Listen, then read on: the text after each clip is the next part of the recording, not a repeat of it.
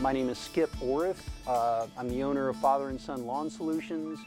We're a company that basically what we do is we treat lawns with fertilize, insect control, weed control, things like that. I've been doing this kind of work for about the last 25, 30 years, so I've become very familiar with lawns in this area and what they need and the problems they have and the different ways to go about correcting those problems. Not all lawn problems can be solved with chemical applications, especially in this area. It takes more than just treating the yard to keep the grass viable. As we were talking earlier before everybody came in, grass is not supposed to grow here in the Panhandle of Florida. Mother Nature never intended it to grow here. If you look at any undeveloped piece of land, what's growing there, you won't find any turf grass. You'll find pine trees and scrub oaks and palmettos, but you won't find any grass. So what we need to do in order to keep a healthy lawn, keep a good, nice lawn, is we need to be very proactive at what we do to keep the lawn viable. Because if you just take a hands-off approach and do nothing, the grass will decline. On the other hand, the other problem I see is that the two problems I see. One is that people just let their kind of take a hands-off approach and maybe water the lawn, but not a whole lot else. And then after 4 or 5 years, the lawn has declined and a lot of weeds have come in and the lawn is in really bad shape. The other problem I see is just the opposite, and that is people have a tendency to over-maintain their lawn, and that's just as bad as under-maintaining it. What they'll do is they'll just out of just being very conscientious, they'll love their lawn to death. And they'll treat and fertilize and water and just baby it to the point that it declines. So what we're going to do is, we'll talk about all these things and talk about, the proper way. Maintaining your lawn here in this area is kind of like walking a tightrope. I mean, putting enough down as far as fertilizer and treatments to keep it healthy, but not putting too much down. The same thing with watering. You can underdo or overdo any of it.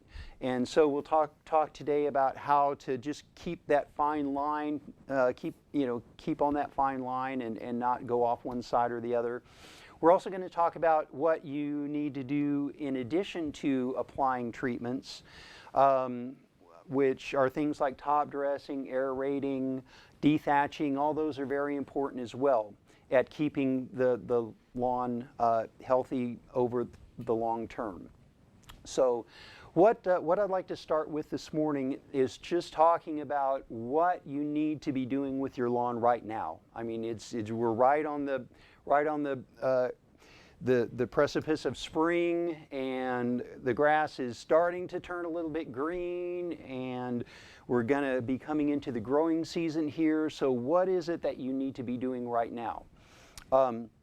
I can tell you the one thing you do not need to be doing right now is putting down any nitrogen-based fertilizer. One of the problems that people encounter here is that they just get too anxious about getting their lawn green in the spring. Let me tell you, getting your lawn green in the spring is not a race. It's not, whoever has the greenest lawn on the block the earliest is not the winner of the race. That's the person that's going to have problems with their grass declining a few years down the road. Soil temperatures play a very important part in the grass's ability to actually absorb and use the nutrition that you put on the lawn when you fertilize. When soil temperatures are below 80 degrees, the grass just does not have the ability to absorb nitrogen and other nutrients that you apply. So if you apply fertilizer right now, when the outside temperatures are in the 50s and 60s, the soil temperatures are probably about the same. Most of that fertilizer that you put down is just going to go right down it's just going to fall right down through the root zone and keep on going, and the grass isn't going to absorb it. You may get a little bit of reaction from it, but not very much at all. Consequently, if you go out and pay $30 for a bag of fertilizer, you've probably thrown away 25 of those dollars, because the grass just isn't going to benefit from that fertilizer that you put down. The other problem with fertilizing this time of year and the grass not absorbing it is the fact that when that nitrogen and all those nutrients go down past the root zone and it's not picked up and utilized by the grass, those elements have to go somewhere. And it's either going to be on down into the soil and reach the aquifer, or it's going to be washed off and reach one of the bodies of water around here. And we just, we don't want that to happen.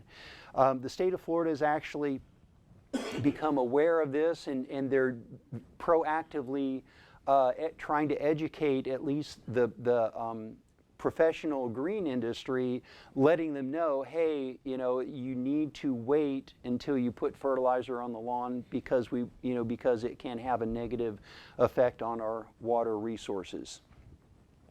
So when is the best time to apply fertilizer to the lawn? Generally speaking, rule of thumb is, most people don't have a thermometer to stick in their soil to tell them exactly when the soil is 80 degrees. So if you just use a couple rules of thumb and wait until you've cut the grass at least twice before you apply any fertilizer, you're not going to do the grass any harm by delaying fertilizer application. The only thing you're going to do is benefit the grass, because when you wait to apply the fertilizer, it's just going to be able to absorb and utilize all the fertilizer you put down.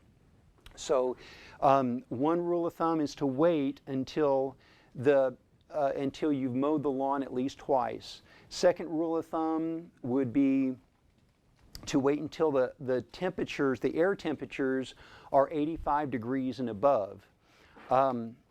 Dr. Brian Unruh, who is like the grass guru at the University of Florida, has a date of April 15th before he recommends putting out any fertilizer on the grass. So if you just keep in mind tax day, if you don't fertilize before tax day. Now, I specifically remember last year, April 15th, the weather was still kind of cool. So as far as what we did with the lawns we were treating, we delayed it even a little beyond that, because the temperature was still cool, and the grass wasn't going to be able to benefit from the fertilizer that we put down. But generally speaking, time-wise, somewhere between the latter part of April and the early part of May is a good time to apply fertilizer. Okay, just take a moment. Any questions about that?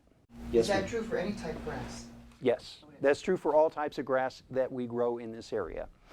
Okay, the other thing that would be very beneficial for you to be doing right now is to be applying a pre-emergent weed control for summer weeds.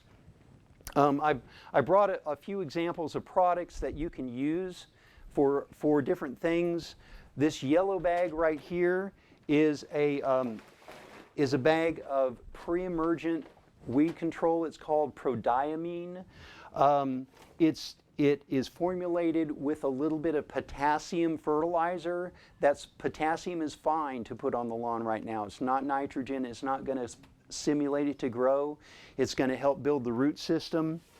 So right now we have a temperature window where summer weeds are going to start germinating. And what a pre-emergent weed control product does is any summer weeds that have dormant seeds lying in the ground, when those seeds start to germinate based on temperature and moisture conditions in the spring, that pre-emergent weed control will shut down that seed and stop it from germinating and basically cause it to die before it ever becomes a full-grown plant. one of the weeds that is just prolific in this area and that propagates from seed that pre-emergent weed control is very helpful to control is chamber bitter. If you're familiar with chamber bitter, it's a little weed, and it looks like, if you know what a mimosa tree looks like, it looks like a baby mimosa tree.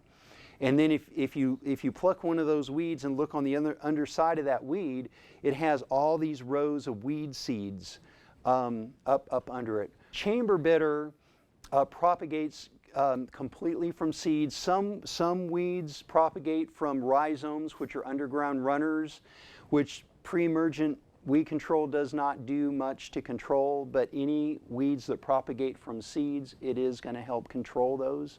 And chamber bitter. Now, one thing about chamber bitter, specifically about chamber bitter, is it germinates kind of late in spring.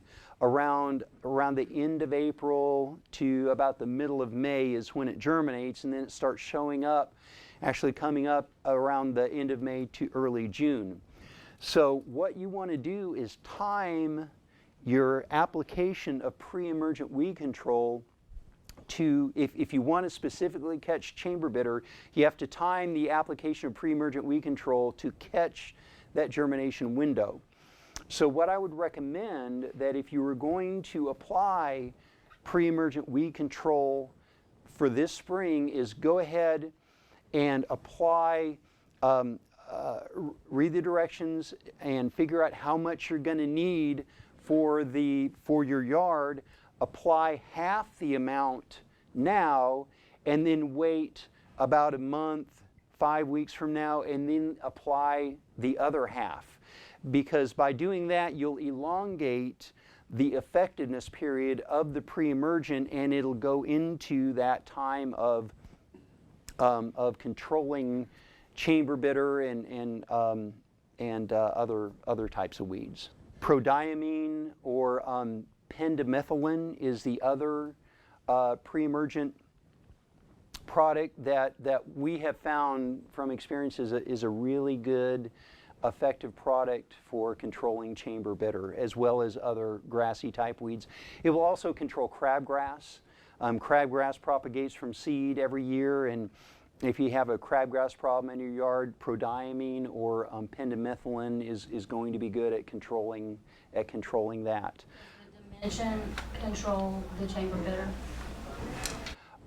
Yes. It does? Yes. And where do you get these other two that you mentioned? Okay, good question. The products that I have here, most of them can be gotten from Ewing irrigation.